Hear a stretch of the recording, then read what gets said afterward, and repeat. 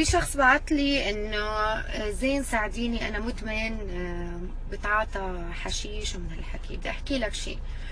اذا انت فانا مع انك تروح على مركز تأهيل تروح تتعالج فيه، لانه اذا انت ما عالجت نفسك بنفسك بعمرك بحياتك ما رح تتعالج من هذا الادمان.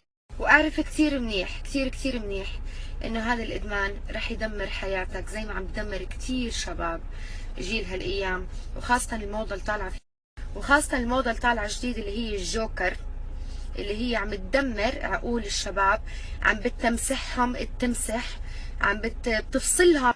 هذا جوكر اللي عم بيفصل الشباب تماما عن العالم الواقعي، عم يدخلهم عالم تاني مش موجود، وعم بيخرب بيوتكم، عم بيدمر مستقبلكم. قاعدين مصحين ولا ايش عم بيصير حواليكم من وراء هذا الجوكر اللي انتم عم تاخذوه. انتم ما بتعرفوا فعليا شو محتويات. رح احط لكم الجوكر من شو مصنع لشوي تستوعبوا شو الشغلات اللي انتم عم تتعاطوها. طبعا هون هلا اوكي انت صرت تتعاطى جوكر، صرت مدمن وبلا بلا بلا. انا الدور الاساسي بيلعب مع الاصحاب والاقارب والاهل. انا لما اشوف في حدا من فرد عائلتي بتعاطى هذا الاشي دايركت لازم اروح اخبر عنه. خبروا عن الغلط، ما تتركوا الغلط يتراكم. احنا لما طبعا مش تشوفه اول مره وتروح دايركت تخبر، لا انا مع انك تقعد معه تناقشه، تصحح الطريق اللي هو رايح فيه، تحاول تقنعه انه يتعالج، تحاول تقنعه انه ما يدمن على هذا الاشي اللي هو شيء مميت، شيء مدمر لحياة الانسان.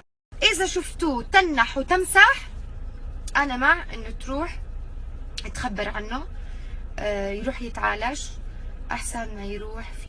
فرسالتي لكل الشباب انه لا تخلوا هاي الشغلات شو ما كانت تكون من انواع المخدر، ما تخلوها توديكم لطريق تدمر حياتكم. وانت مش حتدمر حالك بس، انت حتدمر اهلك، حتدمر اللي حواليك، حتدمر عيلتك، حتدمر جيل قادم من بعدك يعمل اللي انت عملته. ليش تدمر جيل من بعدك؟ لانه ممكن ابنك الصغير اللي انت قاعد عم تدخن السيجاره بالحمام يفوت يشم وات ايفر، شو ممكن من وراك انت، سواء كنت اب ولا اخ ولا وات ايفر شو كنت انت حالتك الاجتماعيه، الناس اللي حواليك الضعفاء الانفس راح. الله يهدي شبابنا يا رب، والله يبعد عنهم كل هاي الامور اللي عم تدمر حياتهم.